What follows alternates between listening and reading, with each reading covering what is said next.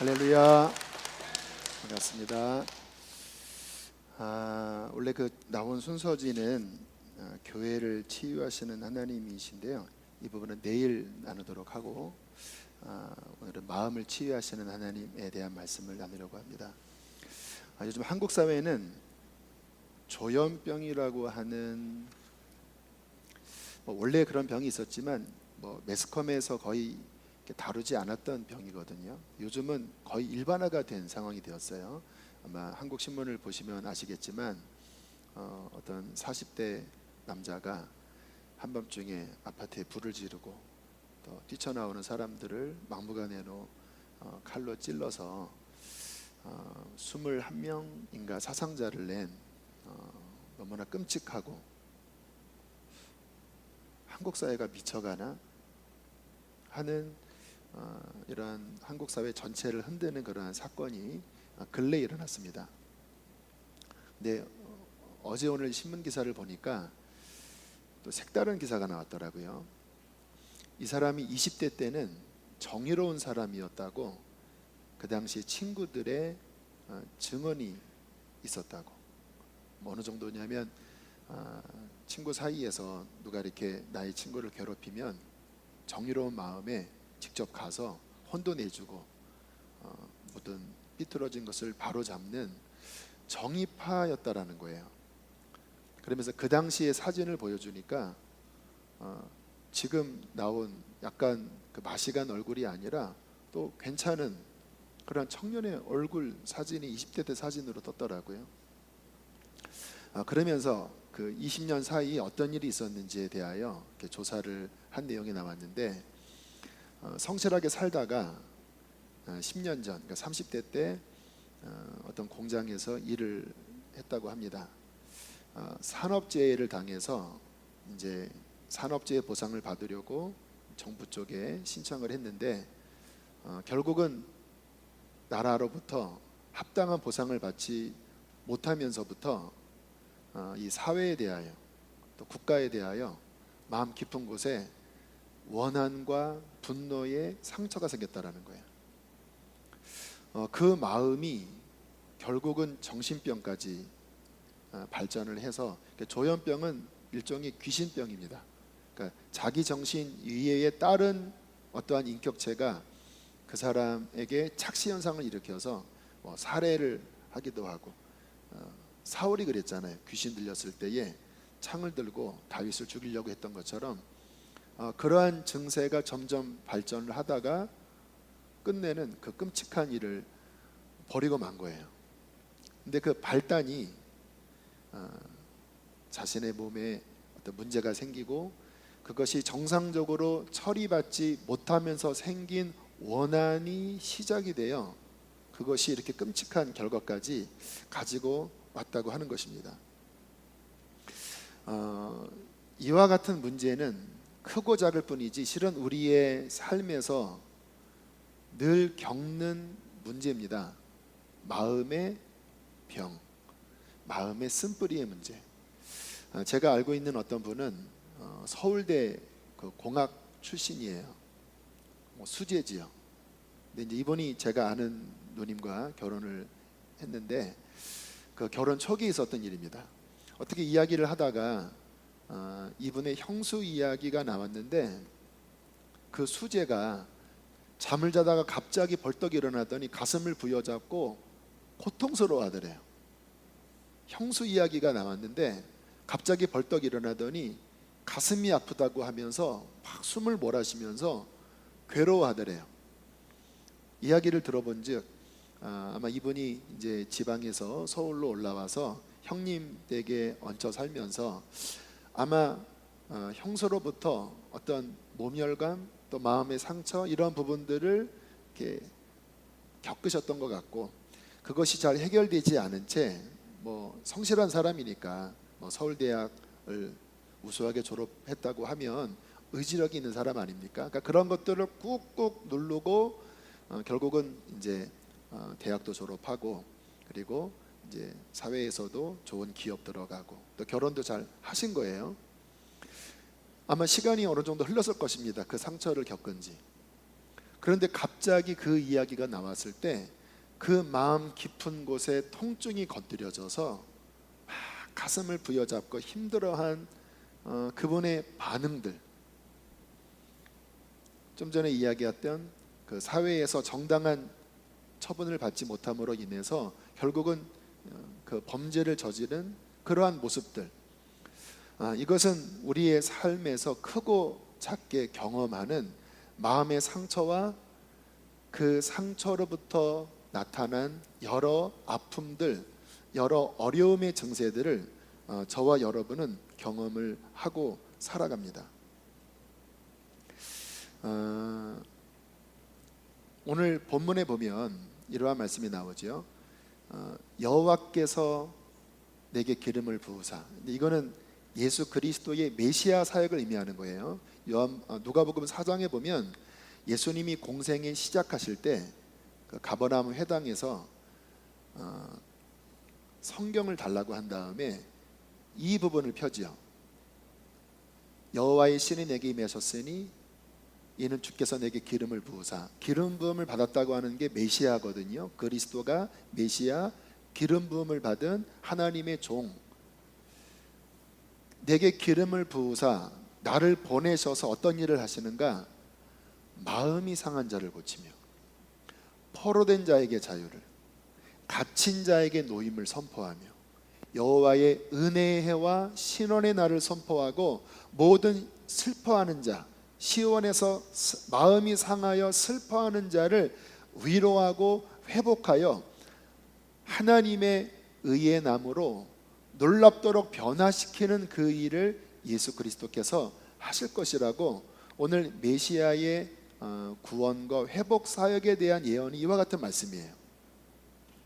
여러분, 우리의 신앙생활은 무엇이냐면 두 가지 측면에서 볼 수 있습니다. 첫 번째는 어제 드린 말씀처럼 거듭나는 사건입니다. 예수 그리스도를 정말 나의 구주로 만나서 내 속사람이 변화되는 것, 육에서 영으로 다시 태어나는 영혼 구원 거듭남이 신앙생활의 첫 번째고요. 그 부분은 어저께 제가 다뤘기 때문에 오늘 깊이 다루진 않고요. 자, 그렇게 구원받은 다음이 무엇인가? 많은 분들이 구원받고 다 끝난 거라고 생각해요. 그러나 구원은 시작입니다. 구원받고 그 다음이 무엇인가? 좀 전에 읽었던 이사야 61장의 말씀처럼 우리의 마음이, 병든 마음이 예수 그리스도의 은혜의 역사를 통하여 회복되고 건강하게 치유되는 것, 이것이 우리의 신앙생활 여정의 중요한 부분이라는 거예요. 저는 이 부분을 이스라엘의 출애굽 여정의 비유를 들면서 저는 성경적으로 이해를 하는데요. 우리가 알고 있는 것처럼 이 출애굽 과정은 우리의 구원 사건을 보여주는 은유, 메타포라고 할 수 있어요. 애굽에서 주님께서 이스라엘 백성들을 건지시는 게 구원입니다. 근데 어떻게 건지십니까? 유월절 어린 양의 피를 문에 바르고 그 피의 보호를 받으면서 출애굽을 하지요. 예수 그리스도가 십자가에 못 박혀 죽으신 그 절기가 저희가 알고 있는 것처럼 유월절입니다. 예수님이 그 유월절 어린 양이에요.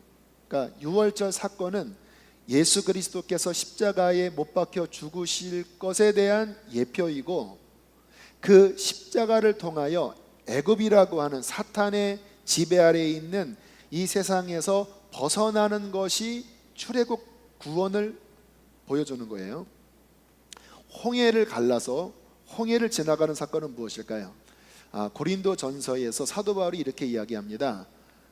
우리 조상이 다 홍해를 지나면서 구름 아래에서 세례를 받았다고 이야기를 해요. 그러니까 홍해를 지나는 사건은 세례 사건이에요. 물로써 세례받는 세례 사건이에요. 자, 홍해를 지나면 이제 그 다음 펼쳐지는 곳이 가나안이 아닙니다. 홍해를 지나면 만나는 곳이 광야라는 거예요. 그리고 이 광야 안에서 이스라엘 백성들이 겪었던 것은 무엇이냐? 그들 내면 안에 있는 그 상처와 쓴뿌리, 애굽에서 겪었던 그 모든 문제와 부대끼면서 이 광야에서 훈련받는 시간이 광야의 시간이었다라는 거예요. 우리가 알고 있는 것처럼 이 광야 가운데 애굽에서의 쓴뿌리, 애굽에서의 상처가 잘 정리되면 가나안에 들어갈 수 있었지만, 안타깝게 애굽에서의 쓴뿌리, 상처, 그 병든 것들이 제대로 치유되지를 못했을 때 40년간 광야 생활을 했던 것을 우리가 성경에서 볼 수 있어요. 제가 지난 주일에 저희 교회에서 이 부분을 가지고 말씀을 전했는데, 출애굽기 15장에 보면 이제 출애굽한 이후에 3일길 광야를 지난 다음에 첫 번째 만난 장소가 마라라고 하는 장소입니다. 이 마라라고 하는 의미는 쓰다라고 하는 의미거든요. 우리가 알고 있는 것처럼 출애굽 했을 때 너무 기뻐했습니다. 미리암이 소고를 치면서 춤을 추고 애굽의 압제에서 벗어난 그 구원의 감격 가운데 이스라엘 백성이 너무나 기뻐했어요.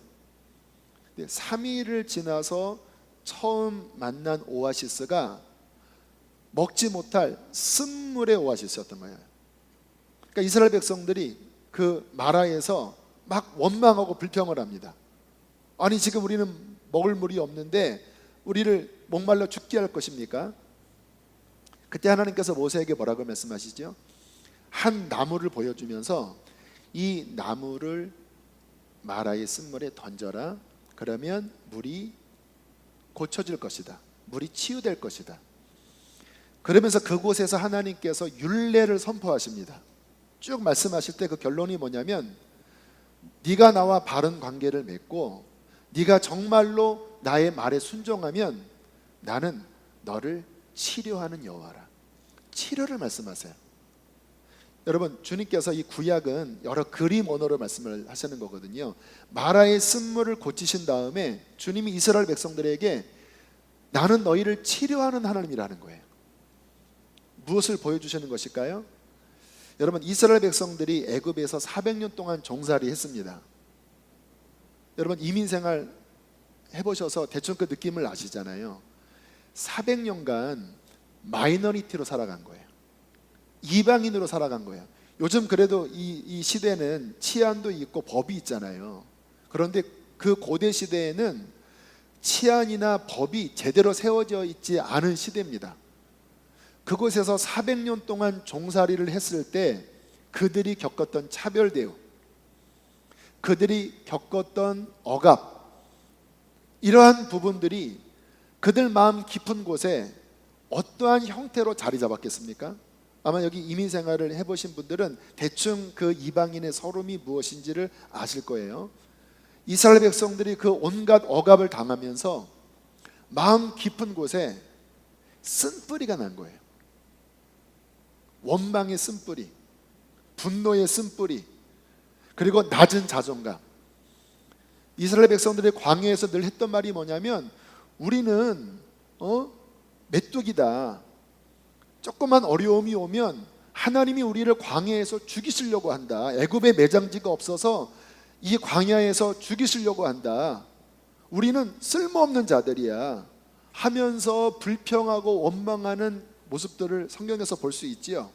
그게 무엇이냐면, 이스라엘 백성들이 애굽에서 400년간 지나면서 그 마음 깊은 곳에 뿌리 내린 건강치 못한 자아상, 병든 마음, 열등감, 상처, 그 분노의 쓴뿌리가 이스라엘 백성들 내면 안에 깊게 뿌리 내리고 있었다는 거예요. 왜 하나님께서 마라에서 그 쓴물을 단물로 변화시키시는 장면을 보여주셨냐면, 주님은 이와 같은 말씀을 하시려고 했던 거예요. 네가 유월절을 통하여 어린 양의 피로 구원을 받고 홍해를 지나면서 세례를 받아 구원을 받았지만, 너희의 깊은 내면이 나와의 관계 속에서 치유되고 회복되어져야 된다는 거예요. 여러분, 지금도 동일합니다.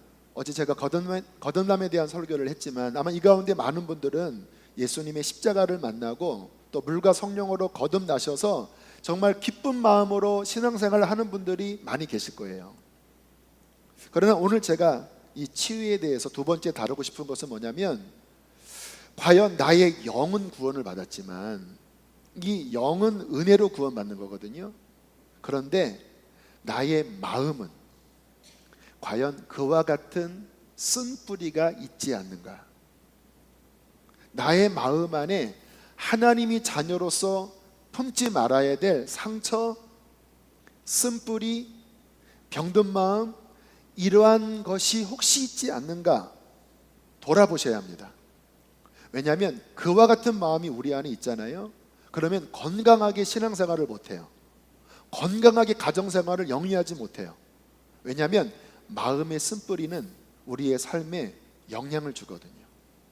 이스라엘 백성들이 분명히 홍해를 갈라서 어린 양의 피로 거듭났지만 문제가 생길 때마다 그들 안에서 튀어나오는 것은 원망, 불평, 불신앙, 공격적인 말들, 이런 것들이 막 튀어나오잖아요. 여러분, 우리의 마음이 치유되지 않잖아요. 그러면 이중적인 모습이 우리 안에 보여요. 하나님 앞에 기도할 때는 정말 너무나 아름답게 기도하고 예배할 때는 그럴듯하게 예배를 하는데요, 가정에서나 교회에서나 문제가 생기면, 그것도 뭐 큰 문제가 아닙니다. 나를 알아주지 않으면, 누가 나를 무시하는 것 같으면요, 하나님의 사람이면 온유해야 되잖아요. 근데 온유하지를 못하는 거예요. 나의 어떤 자존심 건들고 내 어떤 상처를 건들면요, 눈이 뒤집어져요. 여러분, 교회 안에서 그런 모습 보셨죠? 가정 안에서 그런 모습 보셨나요? 분명히 기도할 때는 방언도 하고 놀라운 찬양을 부르고 하나님 앞에 귀하게 쓰임받는 것 같은데, 문제가 생겨버리면요, 이거 획가닥 돌아서 도대체 이게 하나님의 사람인지 이게 마귀의 종인지 모를 정도로 이상하게 반응을 보이는 사람들이 있어요. 그 모습이 정확하게 광야에서 40년 동안 연단을 겪은 이스라엘 백성들의 모습과 동일하다라는 거예요. 그 근본 바탕의 원인은 무엇일까요? 쓴뿌리가 해결이 안 되는 거예요.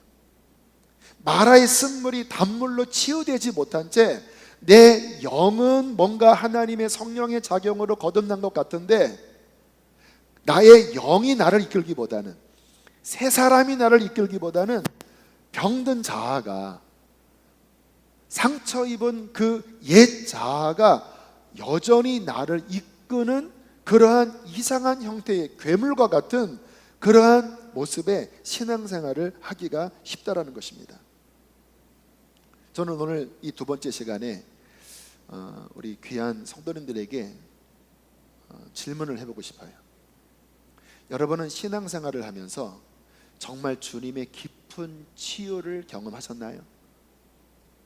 그래서 여러분들은 어떠한 어려움이 와도 그 쓴뿌리의 자아로 반응하지 않고 나를 구원하신 그 하나님의 은혜로서 사랑하지 못할 사람을 사랑하고 용서하지 못할 사람을 용서하면서 예수님의 향기를 내는 사람인가요?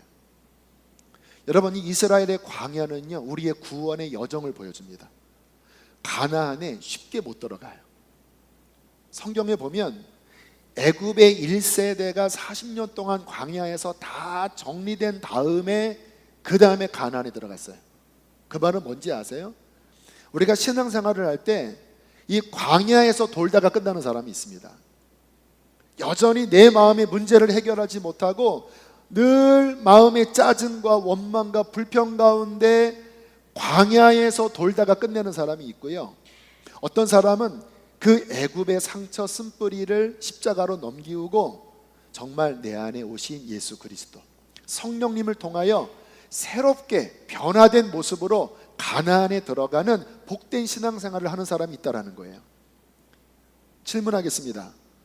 여러분은 정말로 가나안에 들어가는 이 애굽의 쓴뿌리를 정리하여 나의 내면이 새 사람으로 변화되어 하나님이 주시는 아름다운 열매를 맺는 진정한 그리스도인이십니까? 저는 오늘 여러분들과 함께 제 삶에 있었던 간증을 잠깐 나누고자 합니다. 뭐 이렇게 간증으로 설교를 하는 게 좀 외람되기도 하고 좀 조심스럽기도 해요. 그러나 저는 주님 앞에 실은 이 내면의 치유에 대하여 깊은 은혜를 받은 사람이에요. 그래서 어쩌면 오늘 이사야 61장 1절로부터 3절까지의 말씀이 저에게 그대로 이루어진 참 복된 말씀이기 때문에 저는 우리 성도님들과 함께 이 말씀을 나누면서 우리의 깊은 내면이 어떻게 치유의 과정을 밟을 수가 있는지, 그리고 그 회복을 통하여 어떻게 더 건강하고 더 가난에 들어가는 복된 신앙생활을 할 수 있는지를 잠깐 함께 이 둘째 날 나누기를 원합니다. 저희 가정은 정말 완전히 이렇게 산산조각 깨졌던 가정이었습니다. 저희 아버님과 어머님은 뭐 옛날 많이 그랬잖아요. 사랑하지 않고 결혼한 케이스예요. 제가 나중에 보니까 아버님은 저희 어머님을 좋아하셨던 것 같아요. 그런데 저희 어머님은 아버님을 사랑하지 않은 채 좀 강제 결혼을 하게 되었고, 또 제가 나중에 보니까 저희 아버님의 성향과 어머님의 성향이 너무나 반대되는 성향이었습니다. 아버님은 아주 악착같고 꼼꼼하시고 철저하신 분이시고, 어머님은 좀 자유로운 영혼이시고 좀 돈을 편안하게 쓰기를 원하시는 분이신데, 그러니까 결혼하면서부터 두 분이 맞지 않아서 계속 티격태격 하셨던 것 같아요. 첫째를 낳으시고 우리 큰형님, 둘째를 낳으시고 우리 누님, 그리고 이제 셋째인 막내를 낳을 쯤에는 저희 아버님과 어머님과의 관계가 거의 파국의 상황까지 갔었어요. 그 가운데 제가 태어났습니다. 그러니까 저는 그 아주 어렸을 때 가끔 아주 아기였을 때의 기억도 나기도 해요. 제가 그 당시의 기억을 이야기하면 저희 누님이 야, 너 그때 뭐 한두 살밖에 안 돼서 뭐 그렇게 이야기를 하더라고요. 제가 그런 얘기 들으면 영재인가 이런 생각도 하는데,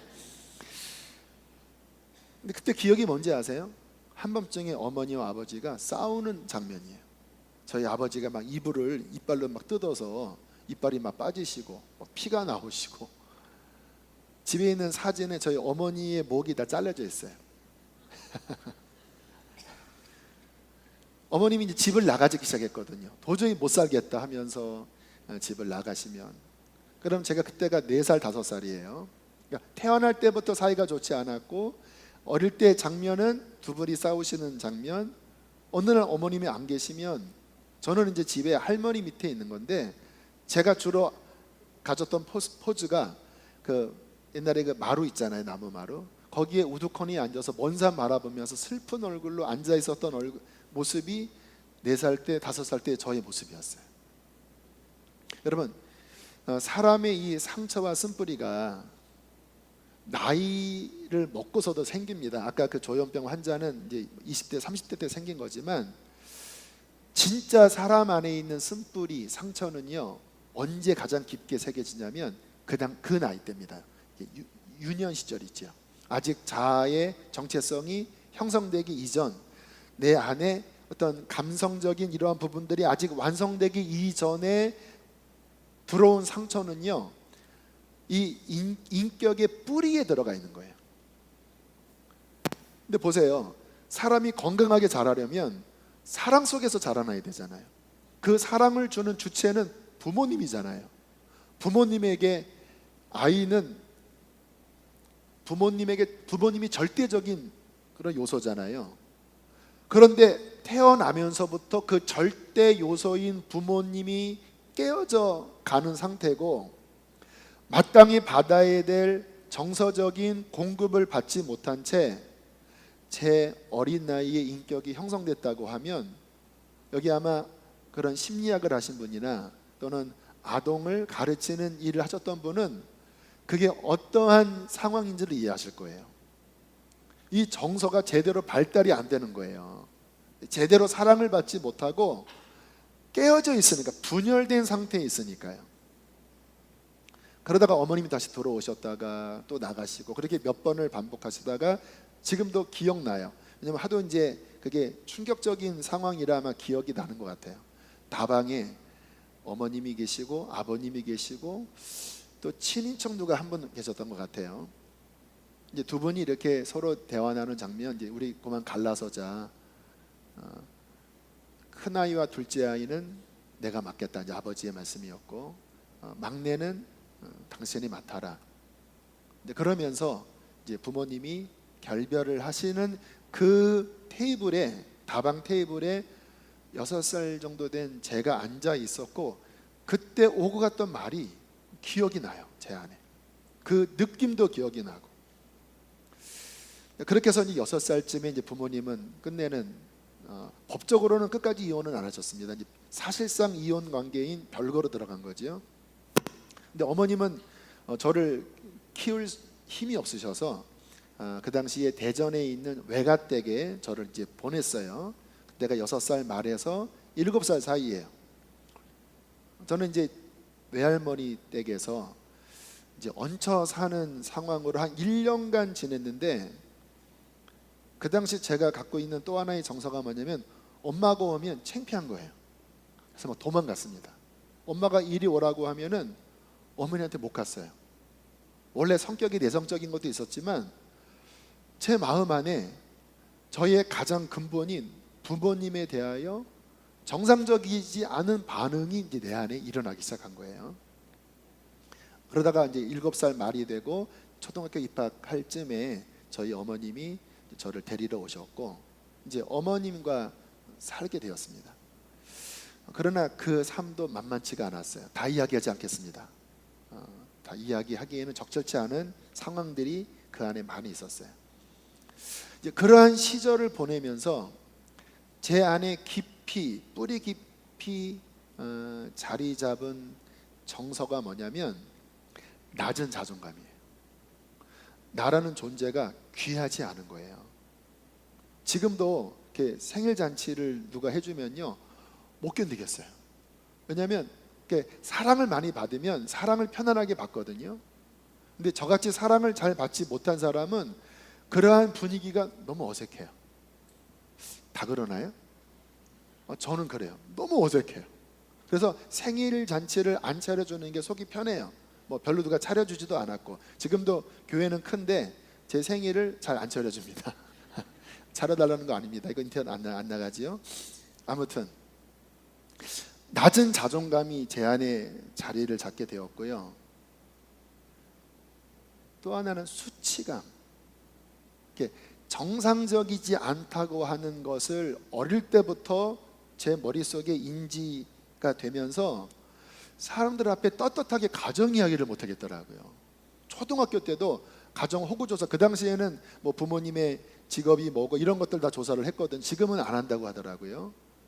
그럼 막 거짓말을 하는 거예요. 막 있지도 않은 막 아버지의 막 그 직업란에 뭐 타이어 공장에 뭐 인부 막 이렇게 적고, 우리 집 옆에 타이어 회사가 있었는데 거기에 제가 타이어 공장에 뭐 인부 막 쓰고, 그러니까 뭐 선생님이 물어보더라고요. 사장이냐고 해서는 사장이 아니라 뭐 인부라고, 막 아무튼 막 거짓말을 막 둘러대는 그 속에 창피하다. 그 말은 뭔지 아세요? 나라는 존재가 부끄럽다. 또 하나의 감정, 우울한 감정. 마음이 늘 우울해요. 왜냐하면 기쁜 일이 없으니까. 어릴 때 사랑받고 이런 기억이 아니라 깨지고, 또 형님 누님과 헤어지면서 이 이산 가족이 됐거든요. 이제 방학 되면 형님과 누님이 오기도 하고 또 제가 가기도 하는데, 그렇게 한 달, 두 달 있다가 헤어질 때가 되면요, 가슴이 너무 아픈 거예요. 그러면 또 울고 며칠 울고, 이제 그러면서 제 이 감정이 좀 더 차가워지는 것 같아요. 원래는 좀 정이 많은 스타일 같은데 그런 것들을 겪으면서 정 주지 말자. 이게 제 7살, 8살, 9살 때 제 안에 있었던 감정이에요. 그러니까 마음이 슬프니까 슬픈 노래를 좋아해요.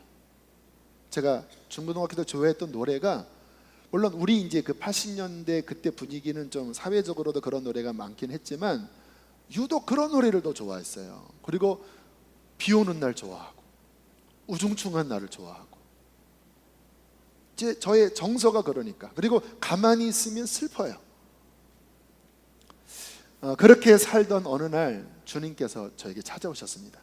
중학교 2학년이 됐는데 너무 교회가 가고 싶은 거예요. 우리 집안은 믿는 가정이 아니거든요. 근데 제가 외갓집에 있을 때 그 사촌 누님이 제가 불쌍하니까, 그분은 이제 고등학교 때 교회를 다니셨는데 불쌍하니까 조카를, 사촌 동생을 데리고 몇 번 교회를 갔던 게 저의 교회 다닌 기억의 전부예요. 근데 중학교 2학년이 됐는데요, 주님이 부르시더라고요. 어떻게 부르셨냐면 너무 교회가 가고 싶은 거예요. 이 속에서 이 목마름이 있잖아요. 이 목마른 사슴이 시냇물을 찾는다고 했던 그 표현, 이 사슴이 막 물을 찾을 때는 막 죽을 듯이 찾는다고 하거든요. 너무 이 속에서 교회가 가고 싶은데, 지금 생각해 보니까 제 스스로 가진 마음이 아니라 주님의 부름이었더라고요. 그렇게 교회를 가서 첫 수련회 때 주님의 콜링을 받았습니다. 목사가 되어라. 그래서 제가 그렇게 하겠습니다. 이게 첫 번째 콜링이었고, 그 다음 받았던 은혜는 고등학교 1학년 때 십자가를 만났어요. 정말 나를 위한 십자가를 깊은 회개 속에, 깊은 내 영혼의 충격과 감격 속에 십자가를 만났고요. 그리고 고등학교 2학년 때 이제 성령 체험을 하면서 이제 방언도 하고, 그렇게 됐지만 아직 본격적으로 주님이 제 삶을 치유하지는 않았어요. 그러다가 20살, 1989년도 제가 이제 대학 들어가고 그 20살 때 있었던 일입니다. 오늘 이제 말씀 전할 그 핵심 이야기인데, 학교에 지금 제가 그 수업의 그 이름은 기억이 안 나는데 이런 내용이었습니다. 이렇게 삼각형을 보여주면서 위에 한 3% 정도를 이렇게 딱 금을 긋고 의식과 무의식 세계를 보여주면서 이 빙산의 일각처럼 이 위에 떠 있는 작은 부분이 우리의 의식 세계고, 그 수면 아래 감추어져 있는 부분이 우리의 무의식 세계인데, 실은 우리의 삶에 영향을 주는 것은 그 97%, 우리가 잘 생각하지 못하는 그 무의식 영역이 우리의 인격, 또 우리의 감정, 우리의 삶에 영향을 준다. 그러면 이 무의식 세계에 있는 것은 뭐냐? 우리가 경험했던 그 각 경험들이다. 각 경험들, 좋은 경험이든 좋지 않은 경험이든 그 경험들이 우리의 깊은 무의식 안에 있다가 그것이 우리의 삶에 영향을 주는 것이다. 이 수업 내용이었는데 상당히 저에게 집중성 있게 들렸습니다. 그렇겠구나. 근데 그 당시에 제가 몰랐던 건 뭐냐면, 제 깊은 내면 안에 그렇게 많은 상처들로 얼룩져 있었다고 하는 것을 인식하지는 못했어요. 다만 그렇겠구나라고 동의를 하는 그런 상황이었어요. 1989년 이쯤이었던 것 같아요. 5월 달쯤 차를 타고, 버스를 타고 이제 학교를 가는데 한 50분 걸렸거든요. 갑자기 마음 안에 이런 성령님의 음성이 들렸어요. 대영아, 나랑 여행하자. 귀로 들린 게 아니라 그런 감동이 일어났습니다. 여행하자. 좀 뜬금없는 소리잖아요. 그래서 주님이 주시는 음성 같기는 한데, 여행을 하자니 지금 이 시내버스를 타고 뭐 멀리 가자고 이야기를 하시는 건가? 주님 무슨 여행이요? 라고 이렇게 반문을 하니까 마음 여행, 이러한 마음을 주시더라고요.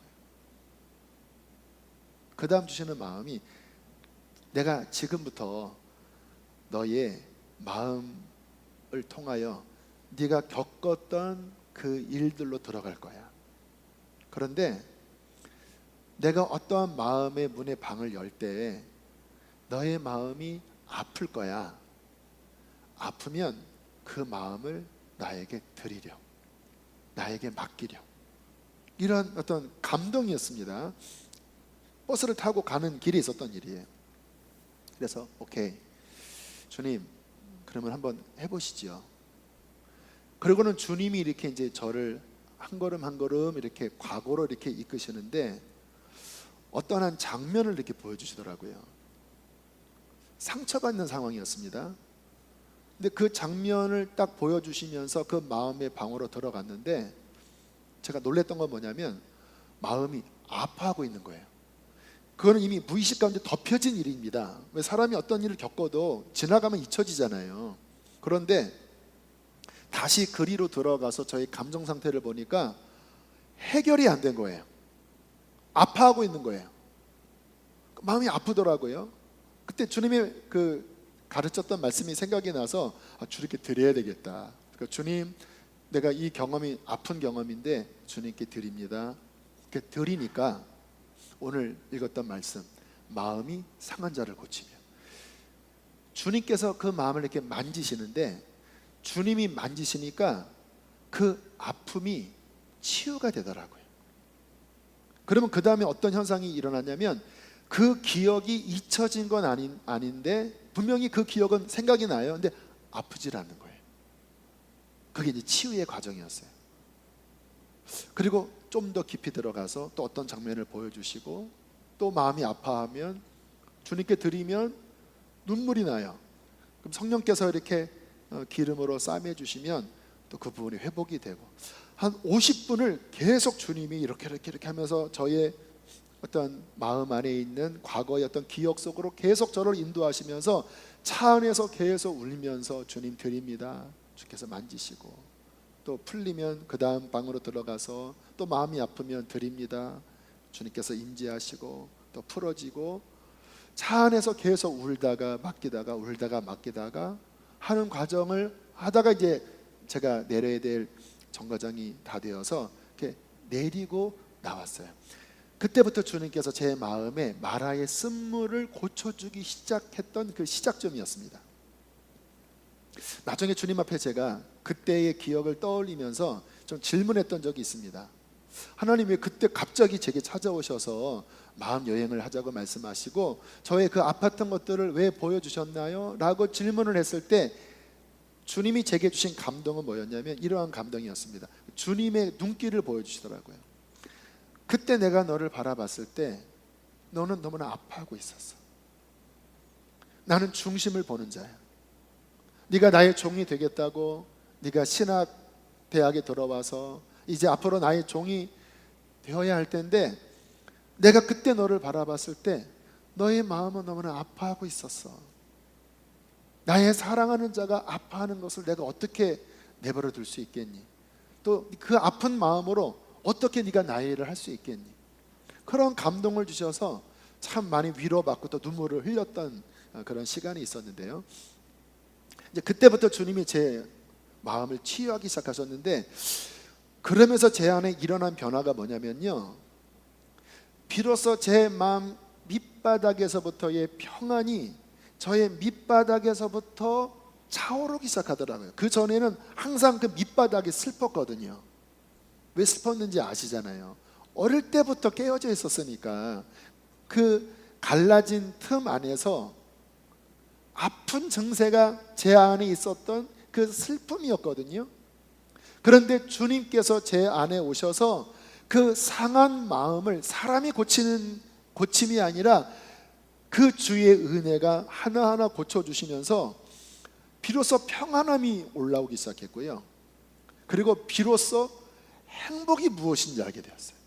저는 제 어릴 때 기억을 하면요, 행복한 기억이 없다라니까요. 그런데 주님 만나고 비로소 제 마음 깊은 곳에 행복하다, 기쁘다, 감사하다, 그런 회복들이 제 안에서 일어나기 시작을 했습니다. 그렇게 이제 주님이 저를 이렇게 고쳐 나가기 시작하셨는데, 근데 해결이 잘 안 되는 것 중에 하나가 여전히 낮은 자존감이었습니다. 낮은 자존감. 왜냐하면 제가 어릴 때부터 제일 부끄러워했던 게 저희 가정사였거든요. 제가 20대 때 교육전도사를 하면서 말씀은 막 뜨겁게 전했지만 가정 이야기를 못했어요. 그러니까 담임 목사님이 그런 이야기를 하셨다는 거예요. 그 사모님이랑, 왜 강전도사는 왜 집안 이야기를 안 해? 안 하는 게 아니라 못한 거예요. 왜? 창피하니까, 부끄러우니까. 저희 어머님 아버님 헤어졌습니다. 저는 결손가정에 속에서 태어났습니다. 그러면 제가 총각이었는데 아무튼 점수 깎이는 거잖아요. 하여튼 마음이 해결이 안 되면요, 오픈을 못 합니다. 오픈을 할 수 있다고 하는 것은 그게 치유의 과정을 밟는 거거든요. 그러다가 30대 중반에 있었던 일이에요. 그때는 이제 제가 부목사하고 있었을 때였거든요. 이미 아이도 둘인가 낳았을 아버지였고요. 어떤 목사님의 설교를 인터넷으로 듣고 있었어요. 근데 그분이 그 설교 중에 이러한 예화를 두셨습니다. 공원에서 엄마와 아빠가 있고 가운데 6살, 5살 정도의 아이가 있었다. 그런데 그 엄마 아빠가 막 싸우면서 이 아이에게 너 엄마한테 가, 너 엄마랑 살아 하고 막 엄마한테 보내면 아이가 막 울면서 엄마한테 갔다라는 거예요. 그럼 엄마가 너 네 아빠한테 가, 너 아빠랑 살아. 그러면 아이가 아빠한테 가요, 울면서. 그러면 또 아빠가 엄마한테 가라니까 이제 그런 예화를 들었는데요. 갑자기 가슴이 찢어질 듯한 아픔이 몰려오는 거예요. 찢어질 듯한. 이 속에서 비명 소리가 들리는 거예요. 별 얘기가 아니라 뭐 좀 슬픈 얘기 정도잖아요. 근데 그 이야기를 들었을 때 이 속에서부터 안 돼, 그렇게 하면 안 돼, 이런 막 그 비명 소리가 들리더라고요. 깜짝 놀랐습니다. 이게 뭐지? 왜 이 이야기를 들었을 때 내 마음에서 이런 비명 소리가 터져 나오면서 너무나 내 마음이 아플까? 주님 앞에 기도하기 시작해서 하나님 왜 그러죠? 근데 주께서 보여주시더라고요. 저의 깊은 뿌리 안에 있었던 제가 4학년 때 있었던 일이에요. 저희 어머님이 저를 키우시다가 이제 힘에 겨워서 아버지한테 보냈어요. 이제 난 대영이 못 키우겠다. 당신이 키우라. 근데 저희 아버님도 힘들잖아요. 형님들이 키워야 되는데. 그러니까 결국은 나도 못 키운다고 당신이 데려가라고 했던 일이 초등학교 4학년 때 일이에요. 어머님이 저한테 직접 이야기는 하진 않았어요. 너 아빠랑 살아라. 또 아버지가 저한테 직접 이야기하진 않았어요. 나 너 못 키운다. 그런데 참 사람은요 예민한 존재예요. 다 알아요. 아, 나는 갈데 없는 존재구나. 결국 아버지도 어머니도 나를 맡을 수 없는, 나는 버림받은 자. 이런 마음이, 거절감이 제 마음 깊은 곳에 깊이 뿌리 박혀 있었던 거예요. 그때. 그래서 그랬는지 거절감을 제가 못 견디겠더라고요. 누가 저를 거절한다고 생각하면 일단 제가 먼저 거절해버려요. 그래서 이렇게 누가 교제하다가도 누가 나를 찰 것 같으면 먼저 차요. 그게 이제 방어기제라고 하거든요. 그게 자존심이 강해요. 우리 집안의 이 흐르는 대화 가운데 하나가 우리 집안은 자존심이 강해. 근데 그때는 그게 무슨 의미인지 몰랐어요. 뭔가 이렇게 좀 이 존심이 강한 좀 그런 뭔가 이렇게 강한 사람, 그게 아니라 상처가 많다라는 말이에요. 왜요? 자존심이 강한다고 하는 말은 뭐냐면 내 상처가 많으니 건들지 마. 건들면 너 가만 안 놔둘 거야. 이 말이에요. 그때 마음의 깊은 곳에 이 거절감, 낮은 자존감, 수치심이 깊이 뿌리 박혔는데 안타깝게도 제가 예수님 만나고 성령 세례 받고 주의 종이 되고 심지어는 목사까지 됐는데도 이게 해결되지 않은 채 뭔가 저의 깊은 내면 안에 움츠려 있는 마음이 있었던 거예요. 주께서 그 부분을 건드셨습니다. 어떻게 했을까요? 저는 주님께로 가서 어떤 부분이 만져지면 제가 해결을 못 하잖아요. 과거를 바꿀 수도 없잖아요. 이미 그 시절은 다 지난 거고. 그러나 우리 주님은 치유자이십니다. 주님 앞에 제 마음을 맡기면 과거를 바꿀 수 없지만 그 과거에 대한 저의 마음의 태도는 바뀌어지거든요. 그게 새 사람 되는 거잖아요. 한 일주일, 2주일을 계속 울면서 다녔어요. 30대 중반의 목사가 그 어릴 때 기억이 해결이 안 됐기 때문에 제가 제 책상에서 성경 읽다가 떠오르면 무릎 꿇고 주님 아파요, 주님 아파요, 주님 너무나 마음이 아파요, 울고. 그럼 좀 해결이 되면 다시 다른 일을 하다가 또 떠오르면 길 걸어가면 주님 너무 아파요, 너무 아파요. 그렇게 일주일, 2주일을 하면서 주님 앞에 저의 상한 마음을 드렸을 때 어쩌면 저의 가장 뿌리 깊었던 상함이 그 성령의 임재 속에 오늘 읽었던 말씀, 마음이 상한 자를 고치며 포로된 자에게 자유를, 눌린 자에게 노임을 선포하며 무릇 시온에서 슬퍼하는 자에게 그 죄를 대신하여 화관을 씌워주시는 그 회복이 깊이 일어났어요. 근데 진짜 회복이 확실히 일어나려면 이야기해야 되거든요. 근데 말 못하겠더라고요. 너무 창피해서. 그러다가 어느 날 어떤 책을 보고 있는데 진리의 빛이 제게 왔습니다. 이런 내용이었어요. 우리들은 자신의 정체성, 셀프 이스팀이라고 하죠. 자신의 정체성을, 자존감을 나의 환경 위에 둔다. 나의 부모님이 어떠하니까 나는 이런 사람이야 라고 하는 나의 자존감, 나의 정체성, 나의 배경이 이러하니까 나는 어때? 그래서 나의 배경이 좋고 부모님이 좋은 부모님이면 나는 좋은 사람이라고 스스로 생각하고, 저처럼 결손 가정이고 깨어진 가정이면 나는 열등한 사람, 나는 부끄러운 존재, 나는 떳떳지 못한 존재, 이렇게 생각한다라는 거예요. 이게 보통 사람들의 인식이잖아요. 그런데 복음은 무엇이냐? 복음은 이제 그리스도께서 우리의 그 모든 죄와 저주를 담당하셔서 그 피값으로 우리가 구원받았기 때문에 이제 나의 정체성은 더 이상 가정도 아니고 나의 배경도 아니고 나의 정체성은 오직 예수 그리스도다. 나의 가치는 부모님이 같이 사느냐 헤어져 있느냐 이 차원이 나의 가치가 아니라 주님이 그 피값으로 나를 구원하신 그 예수 그리스도가 나의 가치라고 하는 말씀이 저의 가장 은밀한 상처, 은밀한 아픔, 그 어둠의 영역에 진리의 빛으로 비춰지더라고요. 더 이상 내가 부끄러워하면 안 되겠구나. 내가 더 이상 나의 가정과 나의 정체성을 결부시키면은 이거는 복음적인 가치관이 아니구나. 나는 비록 부모님이 그랬다 할지라도 나의 정체성은 이제 그리스도 예수 안에 있는 거야. 주님은 전부잖아요. 그분은 창조주잖아요. 제가 이것을 고백했을 때 용기가 생기더라고요. 이제는 내가 사람들한테 이야기할 수 있겠다.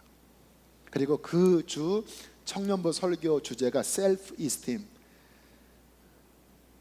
나의 스스로의 자존감 어디에서 가져야 되는가? 그리스도 안에서. 생전 처음 제가 공개적으로 저의 이 가정사를 30대 중반에 처음 고백하면서, 그러나 나는 이제 주님 안에서 자유하다고 선포하게 되었습니다. 그러면서 제 안에 놀라운 해방이 찾아왔어요. 아까 읽었던 말씀에 갇힌 자에게 노임을, 이게 그냥 감옥에 갇힌 것만 갇힌 게 아니에요. 제가 여기서 벗어날 수 없는 것은 정서적으로 갇혀 있는 거거든요. 그 부끄러움에 갇혀 있는 거거든요. 하나님의 자녀가 부끄러워하면 그게 하나님의 자녀가 아니잖아요. 진리가 오니까, 진리의 빛이 나를 치료하니까 이거를 이야기할 수 있게 되고 해방이 찾아오더라고요. 자유하더라고요. 또 그렇게 말하고 나니까 별거 아니더라고요. 그게 무슨 뭐 대단한 일입니까? 또 있을 수 있는 이 죄된 세상 속에서 있었던 일이죠. 그리고 이제 그로부터 한 5년쯤 지난 어느 날 예배 시간이었습니다. 그때 안민 교수님이라고 하는 그 부산에 있는 고신대의 음악 가르치는 교수님이 오셔서 자기 아버님에 대한 설교를 하셨어요. 아버님과의 관계가 너무너무 좋으셨더라고요. 아버님이 뭐 원하는 것은 다 해주시고 정서적으로 그렇게 본인을 아껴주고 사랑해 주었다고 하면서, 참 저는 아버지가 부재한 사람이었거든요. 지금은 돌아가셨어요. 그러나 어쨌든 생존하셨지만 저에게 정서적으로나 어떤 면에서 없는 것과 같은 상황 속에서 저는 유년 시절, 청년 시절, 30대를 보냈어요. 물론 아버님이 경제적으로 도움을 주셨지만요, 정서적으로 그렇다라는 거예요. 근데 그 안민 교수님이 자기 아버님과의 아름다운 관계를 이야기할 때 한편으로는 부러웠습니다. 야, 저렇게 좋은 아빠를 둔 아들은 얼마나 행복할까. 나는 그런 면에서 아빠가 없었는데. 그리고 기도를 하는데 주님께서 제게 이런 감동을 주시더라고요. 나는 너에게 아빠로서 다가갔다. 그럼 주님이 어떤 음성을 주시면 이게 그냥 단편적이지 않고 이 어떤 파노라마로 펼쳐지잖아요. 주님이 처음부터 제게 다가오셨을 때 하나님의 성품은 굉장히 스펙트럼이 넓어요. 공의로운 면도 있고 또 의로운 면, 사랑의 면도 있고 뭐 굉장히 다양한 스펙트럼이 있는데, 이상하게 주님이 제게 찾아오실 때는요 정말 아빠의 모습으로 오셨습니다. 이게 기도하시면 주님의 어떤 음성, 감동을 받잖아요. 어떤 분은 내 종아 이렇게 부르시는 분이 있대요. 내 종아. 근데 저는 한 번도 내 종아라고 부른 적이 없어요. 어떤 사람은 뭐 이름을 부르는 경우도 있지요. 뭐 사무엘아 사무엘아. 저는 주님이 이름을 부르신 적도 별로 없어요. 기도하면 제게 주로 주시는 감동이 아들아, 나의 아들아, 나의 사랑하는 아들아, 이런 감동을 늘 주셔서 하나님이 나의 아빠이심을 제게 계속 보여주셨어요. 그래서 제가 하나님을 섬길 때 저는 하나님을 좀 편안하게 대하기 시작했습니다. 무서운 분이 아니라 너무 친근한 분, 나의 아빠, 나의 아픔과 나의 상함을 언제나 자유롭게 가서 고백하고 끌어안을 수 있는 나의 좋은 아빠. 근데 보통 심리적으로 보면요, 육신의 아빠로부터 그런 좋은 경험이 있는 사람이 하나님 아버지를 만날 때 나의 육신의 아버지가 이렇게 투영돼서 그 하나님의 이미지가 형성이 된다고 하네요. 그럼 저 같은 사람은 아버지가 안 계시니까 정서적으로, 또 어떤 면에서는 제가 거절을 당했으니까 하나님 생각하면 좀 무뚝뚝하고 별로 돌보지 않고 이렇게 이미지를 가져야 되거든요. 근데 저는 이상하게 주님을 만난 그 초기부터 너무나 따뜻한 아빠로서 제게 찾아오셔서 아들아라고 부르시고, 물론 제가 잘못하면 책망도 하셨지만 그러나 다시 저를 안아주시고 하는 그 시간들을 보여주시는데, 주님이 제게 감동을 주시는 거예요. 나는 너에게 아빠로서 나를 보여주었다. 왜 그랬는지 아시죠?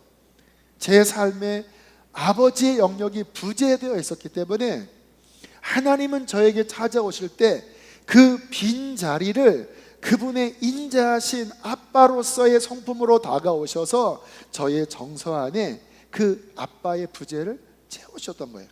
제가 그때 불을 꺼놓고 이제 선화목적교회 본당에서 통성기도할 때 제가 얼마나 울었는지 몰라요. 하나님은 나에게 아빠로서 오셨습니다. 하나님은 나에게 아빠로서 오셨습니다. 하나님, 당신은 나의 아빠이십니다. 이 하나님의 은혜가 얼마나 귀하고 감사한지 한참을 울면서 고백했던 그 기억이 납니다. 지금 저의 삶은요 행복해요. 제 안에 슬픔은 거의 사라졌어요. 지금은 죄짐은 슬퍼요. 그런데 평상시에는요 저와 제 아내, 이번에도 밴쿠버에 같이 왔고 또 애틀란타도 같이 가는데요, 둘이 너무 행복하게 살아요. 그냥 어린아이처럼 친구처럼 함께 손도 잡고 함께 깔깔거리도 하고, 저희 그 카톡 프로필 사진 보면요 저와 제 아내의 사진이 거의 연인 분위기입니다. 이렇게 막 끌어안고. 그러니까 교인들이 요즘 카톡 프로필 다 조사하잖아요. 이상하대요. 다른 목사님들은 근엄하게 뭐 거룩하게 막 십자가 달리고 하는데 목사님 사진은 그런 게 하나도 없고 맨날 손잡고 다니는 것만 있다라는 거예요. 여행 중에 찍은 사진. 그러면 사시는 말씀이, 그런데 보기 좋아요. 왜냐하면 교인들이 저희 가정사를 알거든요. 보통 저 같은 사람이 가정을 꾸리면요 어렵습니다. 왜? 받은 게 없고 본 게 없으니까. 뭐 사이 좋은 부모님의 관계 이런 걸 본 게 없고 정서적으로는 이 찌그러져 있으니까 인풋 아웃풋이거든요. 들어온 게 없는데 뭐가 나가겠습니까? 왜곡된 게 들어왔으면 왜곡된 게 나가는 거거든요. 그런데 저의 가정은 행복해요. 둘이 알콩달콩 너무나 잘 지내고 우리 안에 하나님이 주시는 그 아름다운 기쁨의 열매가 있습니다. 그래서 저는 오늘과 같은 말씀을 보면 이 말씀은 내 말씀이야. 오늘 말씀의 3절에 어떤 내용이 나옵니까? 그렇게 회복됨을 통하여 이 사람은 하나님이 심으신 의의 나무로 하나님의 영광을 보여주는, 왜요? 이렇게 깨어지고 상하고 망가져 있던 자가 하나님의 은혜로 이렇게 회복됐으니 와, 진짜 하나님은 선하시구나, 하나님의 영광을 드러내는 의의 나무로 영광을 받을 것이다, 그 내용이잖아요. 그러니까 저의 삶을 보면 정말 그런 거예요.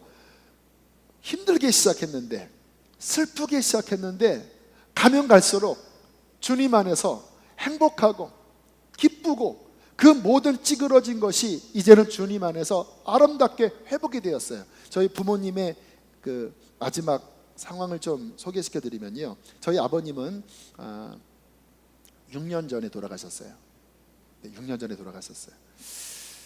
저희 아버님이 마지막 중환자실에서 이제 깊이 주님을 만나시고 그리고 천국 가셨는데, 마지막 돌아가시기 하루 전날 저희 어머니, 지금은 권사님이시거든요, 어머님이 성령의 감동을 받으셨대요.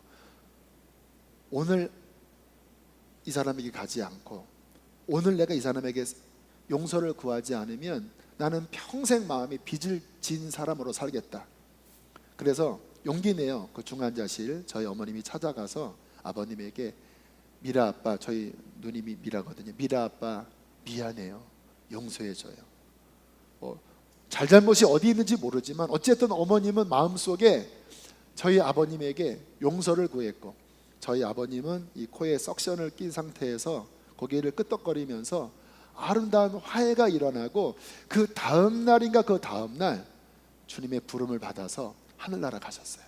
주님께서 저희 가정을 아름답게 회복시켜 주셔서 저도 행복하고 모든 것들을 하나님께서 아름답게 이렇게 마무리 지어가고 계십니다.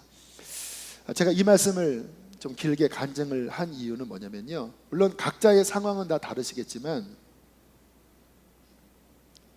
많은 그리스도인들이 그의 어릴 때 경험이든 또는 어떠한 역사의 굴곡 속에서, 우리나라 아무튼 고생 많이 했잖아요, 그 굴곡 속에서 생겼던 경험이든 아니면 안타깝게 교회 생활하면서 겪었던 경험이든, 그 상처의 쓴뿌리가 해결되지 않은 채 그 쓴뿌리의 작용을 방치한 채 신앙생활하는 분들이 적지 않다라는 거예요. 마치 이스라엘 백성들이 광야에 나와서 그 애굽의 쓴뿌리가 해결되지 않은 채 원망하고 불평하다가 결국 40년간 징계를 받고 그 세대가 다 끝난 다음에야 가나안에 갔던 것처럼, 안타깝게 분명히 주님을 만난 것 같은데 분노가 해결이 안 되는 거예요. 분명히 교회에서 중직이신데, 좋을 때는 너무나 좋은 분이지만 이 쓴뿌리가 건드려지면요, 오히려 교회에 큰 어려움을 끼치는 그러한 악의 도구로 잘못 쓰여지는 일이 너무나 많이 일어나는 거예요. 저도 지금 이제 목회 20년 차입니다. 99년도부터 첫 이제 시골 단독 목회를 하고 개척교회도 해보고 또 부목사도 2군데 가보고, 그리고 지금 8년째 단독 목회를 개척교회를 했으니까 뭐 많지는 않지만 여러 사람들 또 여러 부류의 교회들을 경험을 했거든요. 참 마음이 안타까운 것은 이 쓴뿌리의 작용으로 사람들이 움직이잖아요. 그러면 더 이상 말씀이 기준이 안 돼요. 여러분, 우리의 기준은 하나님의 말씀이고 우리의 기준은 예수의 마음이잖아요. 믿으십니까? 만약에 하나님의 말씀이 기준이 되고 예수의 마음이 기준이 되면요, 교회의 웬만한 문제는 해결이 됩니다. 왜요? 말씀대로 순종하고 하나님의 마음으로 행하면요, 그것은 사랑이고 진리고 화평이기 때문에요, 용서를 할 수 있게 되고, 그리고 바르게 정리를 하면요, 교회는요 건강한 교회가 될 수 있어요. 그런데 많은 경우 어떤 문제가 생기면요, 이거는 말씀도 아니고 예수의 마음도 아니고 진리도 아니고요, 이게 이제 감정으로 돌아가요. 주로 왜 나를 인정하지 않느냐, 왜 이번 당회 때, 이번 뭐 우리 장로교는 총회라고 하나요? 아무튼 그런 회의 때 왜 나에게 안수 집사를 안 주냐, 왜 나에게 장로를 안 주냐, 왜 나에게 집사를 안 주냐, 나를 무시하는 거야. 왜 이번에 이 명단에서 왜 내가 빠졌어? 그러면서 일어나는 반응들을 보면요, 다 그 뿌리가 뭐냐면 진리가 아니에요. 다 내가 무시받았던, 또 내 안에 받았던 상처, 그러한 뿌리와 연결돼서 그 쓴 뿌리에서 나오는 이러한 모습의 열매가 교회 안에서 나타나는 거예요. 곧 그 모습이 광야에서 이스라엘 백성들의 모습이에요. 결국은 주님께서 계속 진노하시고 책망하시고 결국 그 연단의 기간을 늘리시잖아요. 저는 이곳에 계신 우리 하나님의 사람들이 빨리 예수님의 은혜로 빨리 그 쓴뿌리를 정리하고 마라의 쓴물을 정리하여 진짜 성령께 쓰임받는 하나님의 귀한 종들, 하나님의 귀한 교회가 되기를 주의 이름으로 축복합니다. 어떻게 하시는지 마지막 결론으로 몇 가지 말씀을 드릴게요. 자, 잘 보세요. 구원이란 무엇인지를 이해해야 합니다.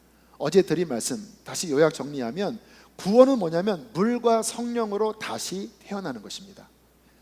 정말 회개하고 주인이 바뀌면, 내가 주인 되어 내 마음대로 살아갔던 것을 회개하고 이제 예수를 나의 주인으로 영접하면 어떤 일이 벌어집니까?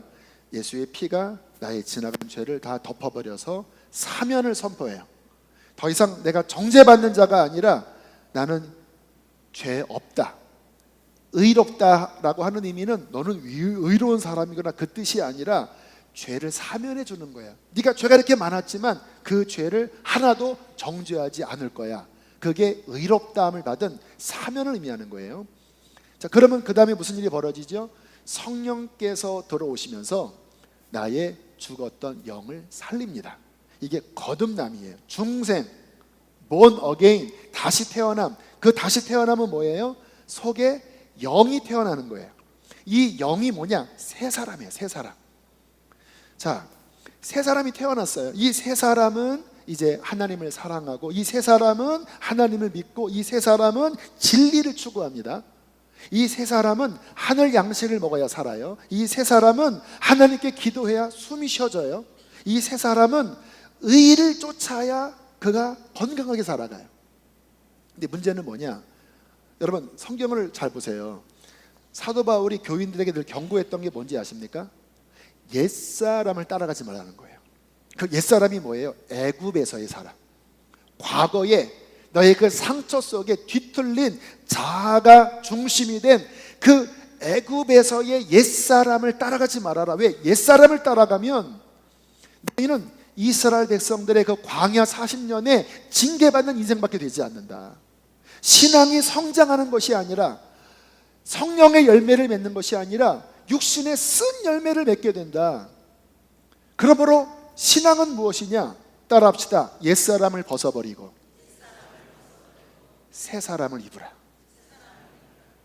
애굽에서의 옛 잔재를 끝내버리고 이제 하나님의 자녀로서의 정체성, 더 이상 상처에 움직이는 자가 아니라 진리의 지배를 받는, 육의 지배를 받는 것이 아니라 성령의 지배를 받는, 할렐루야, 예수 생명의 지배를 받는 하나님의 사람이 될 때 그 예수를 통하여, 성령을 통하여 열매가 맺어지는 것, 이것이 구원받은 자의 가나안의 복된 삶이라는 것입니다. 그런데 오늘날 보세요. 구원받았다고 자청하는 많은 사람들이 교회 안에 앉아서 거룩할 때는 너무나 거룩해 보이는데 어떤 예민한 문제에 들어가면요, 옛사람의 지배를 받아요. 근데 그 문제 가운데 하나가 뭐냐면 구분을 잘 안 하세요. 아, 이게 지금 성령의 이끌림이 아니라 내 자아의 반응이구나. 여러분 한번 질문해 볼게요. 어떤 생각이 올라올 때, 아, 이거 내 생각이네, 이거 주님의 마음이 아니라 내 생각이네, 내 욕심이네, 아, 이거는 내 교만이네, 이거 내 열등감이네, 내 상처네, 이거는 주님과 함께 십자가에 못 박힌 거야. 갈라디아서 2장 20절. 그리고 기도하면, 주님, 이 상황에 주님의 마음이 무엇입니까? 용서하는 것이지. 주의 마음은 무엇입니까? 참는 것이지. 주의 마음은 무엇입니까? 온유한 것이지. 주님, 내 인간적인 생각으로 화내고 싶고 인간적인 생각으로는 막 들러엎고 싶은데 그건 내 옛사람의 모습입니다. 애굽의 잔재입니다. 주님, 주의 마음을 따를 수 있도록 은혜 주십시오. 성령 주십시오. 주님, 나는 주와 함께 십자가에 못 박혔습니다. 나의 옛사람은 주와 함께 십자가에 못 박혔습니다. 이제 나는 예수님으로 살 것입니다. 예수님이 나의 생명입니다. 이게 그리스도인이라는 거예요. 할렐루야. 이렇게 살아가면요, 교회 안에 예수의 역사가 나타나는 거예요. 주님의 십자가의 사랑이 나타나는 거예요. 근데 안타깝게 요즘 많은 교인들이 분간을 못해요. 분간을. 무엇이 자아의 생각인지, 무엇이 상처의 쓴뿌리에 연연된 생각인지, 무엇이 진리의 생각인지, 무엇이 성령의 생각인지. 마치 제가 30대 중반 목사가 되도록 그 수치감, 그 과거에 저의 가정의 그 수치감으로부터 벗어나지 못해서 입도 뻥끗 못했던 것처럼 참 부끄러운 거잖아요. 그거를 못 벗어난 35년 동안 못 벗어났으니. 그러나 진리가 왔을 때 저는 용기 있게 저의 모든 그 슬픔을 십자가로 넘겨버리고 진리를 믿음으로 취했습니다. 할렐루야. 그러니까 자유해지더라고요. 하나님께서는 우리를 이렇게 자유한 하나님의 종으로 부르셨습니다. 분별하셔야 돼요. 여러분들이 꼭 기도하셔야 될 제목이 뭐냐면, 주님, 영분별의 은사를 주십시오. 영분별의 은사가 뭔지 아세요? 무엇이 자아의 생각인지, 무엇이 성령의 생각인지, 무엇이 쓴뿌리의 생각인지, 무엇이 예수 그리스도의 생명의 생각인지, 이 구분을 하시는 게 첫 번째고요. 이 구분이 되면요, 우리가 붙잡아야 될 것이 뭐냐? 예수 그리스도의 십자가입니다. 여러분, 예수의 십자가는 고난주간에만 묵상하는 게 아니에요. 찬송가에 내가 매일 십자가 앞에 더 가까이 가오니. 여러분, 십자가를 가까이 붙잡는 게 뭔지 아세요? 여러분, 거듭났지만요, 옛사람의 자격은요 계속 역동해요. 근데 그때마다 우리는요 십자가를 붙잡아야 돼요. 할렐루야. 십자가와 연합시켜야 돼요. 얼마 전에 오카는 목사님이 했던 설교, 지금 돌아가셨죠? 십자가를 가까이 따르라, 십자가에서 멀어지지 말아라, 이 이야기였습니다. 네 안에 일어나는 욕심, 네 안에서 일어나는 그 죄된 본능, 이것을 십자가에 가까이 들어가서 십자가에 못 박는 훈련을 날마다 하지 않으면 훌륭한 목사들도 불패할 수 있다. 본인의 자기의 이야기도 하시면서 말씀을 하시더라고요. 여러분, 우리 같은 사람이 오죽하겠습니까? 우리 이 빌라델비아 교회가, 이 밴쿠버에 있는 우리 한인교회가 정말 예수의 생명이 넘쳐나는 교회가 되길 원합니다. 비결이 뭔지 아세요? 사탄이 이 교회를 막는 이 방법은요 간단합니다. 교회 안에 상처들을 건드려서 움직이기 시작하면요 교인들이 눈이 뒤집어져요. 교회 안에 뭐 여기는 없겠지만 많은 교회가 이 파당 있잖아요. 그 파당 안에는 또 이 히스토리가 있잖아요. 서로 이렇게 상처 주었던 것, 그 속에서요 교회 안에 진리가 움직이는 게 아니라, 새 사람이 움직이는 게 아니라요, 정확하게 옛사람이 움직여요. 거기에 자존심이 들어가 있어요. 그래서 용서 못해요. 오늘 우리 귀한 우리 집사님이신가요? 주기도문 찬양했지요. 우리가 우리에게 죄진 자를 용서한 것처럼 우리의 죄를 용서하여 주옵시고. 우리가 주의 가르친 기도를 고백하는데 정말 우리의 삶에 용서해야 될 사람, 이 속에서 이 쓴뿌리의 작용을 통해서 용서 못해, 네가 내 앞에 무릎을 꿇지 않는 한 나는 네 얼굴 쳐다보지도 않을 거야, 이러한 마음으로 딱 굳어져 있고 갈라져 있으니, 여러분, 성령님은요 우리가 인격적으로 순종할 때 역사하는 분이지, 우리가 딱딱딱하게 나 용서 못해요, 그 상처에 붙잡혀서 나는 그 사람과 친하지 않을 거예요, 딱 버팅기면요 성령님 감동하시다가 계속 거부하면요 떠나버리세요. 그러니까 많은 교회가 영적으로 침체되는 이유 가운데 하나가 뭐냐면, 교회 안에 있는 중직들이, 교회 리더십들이 성령의 새 사람의 작용을 따라가는 것이 아니라 그 상처 속에, 쓴뿌리 속에 붙잡혀서 교회의 어떤 운영이 중심축을 두니까 성령님이 운행할 수 있는 이 틈이 안 보이는 거예요. 정말 이 지역의 교회가, 빌라델비아 교회가 성령의 바람으로 날아오르시려면 기억하십시오. 성령님을 따라가십시오. 옛사람을 십자가에 못 박고, 상처를 십자가에 못 박고 결단하세요. 주님, 내가 예수를 믿는다면 이제 저는 주님만을 따라가겠습니다. 구원 얻는 신앙이 뭔지 아세요? 어제 거듭남 이야기했지요. 구원 얻는 신앙, 성경적인 구원 얻는 신앙은 뭐냐면요, 예수가 주인 된 겁니다. 예수를 믿는 게 뭐예요? 그분이 나의 주인 되는 거예요. 그분이 주인 되는 것은 무엇입니까? 더 이상 내 뜻대로 살아가지 않고 이제 주님께 순종하겠습니다. 내 힘으로 안 돼요. 십자가 붙잡고 옛사람, 나의 상처 쓴뿌리, 비진리 십자가에 넘기우고, 이제 하나님의 말씀, 내 힘으로 안 되니까 성령을 의지하여 정말 주님만을 따라가려고 몸부림칠 때에 보혜사, 내일 이 부분을 다룰게요. 보혜사 성령님이 우리 안에 능력을 주셔서 내가 이길 수 없는 것을 이기게 해주실 것입니다. 내가 할 수 없는 것을 하게 하실 거예요. 사랑할 수 없는 사람을 사랑하게 해주실 거예요. 할렐루야. 그때 이 교회 안에 예수의 생명이 흐르는 거예요. 그때 하나님께서는 죄와 허물로 죽었던 또 다른 사람들을 살리시면서 이 교회가, 밴쿠버의 교회가 우리만의 교회가 아니라 이 지역과 그리고 열방을 복음으로 변화시키는 예수 그리스도의 능력의 교회가 될 것입니다. 할렐루야. 교회는 어렵지 않아요. 교회는 쉬운 것입니다. 십자가 붙잡고 오직 주님만을 따라가기로 결단하는 사람들이 주님 중심으로 모인다면 그 교회는 예수의 놀라운 역사를 이루는 아름다운 교회가 될 것입니다. 말씀을 마무리 지을게요. 이 가운데 여러 아픔들이 있는 분이 있으실 것입니다. 저도 여전히 아픔이 있어요. 어릴 때의 상처는 주님이 다 치료하셨지만 또 목회하면서 겪었던 여러 일들, 여러 아픔들, 여전히 저도 신음합니다. 그러나 제가 붙잡는 것, 주님, 상처로 살지 않게 해주십시오. 주님, 예수로 살게 해주십시오. 할렐루야.